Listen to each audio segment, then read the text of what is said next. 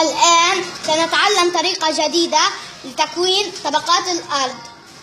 أولا سنحضر الطبقة الأولى، هي القشرة الأرضية. القشرة الأرضية التي تتكون من ماذا تتكون؟ من الماء واليابسة.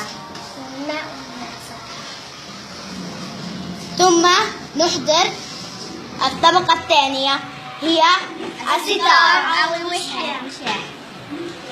نفعل بها هكذا. ثم نحضر اللب ونضعه في داخل الستار أو الوشاح ونغلق عليه.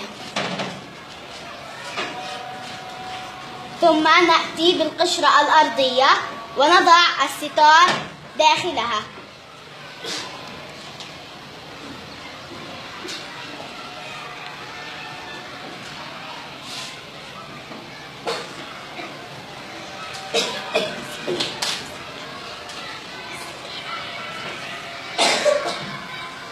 ثم نحضر السكين ونقطعها.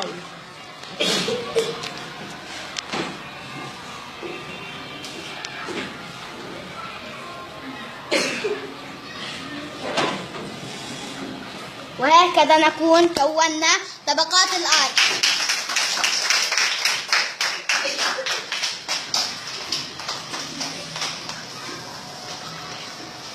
الطبقتين.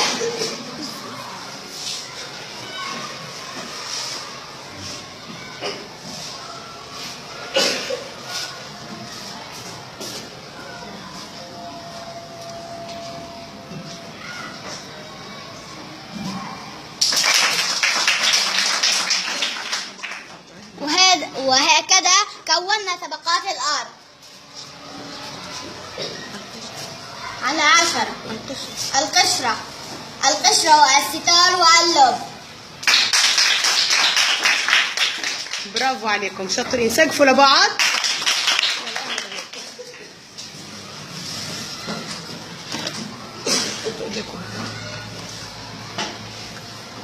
ما شاء الله عليكم، برافو عليكم. سقفوا لهم يا ثالث.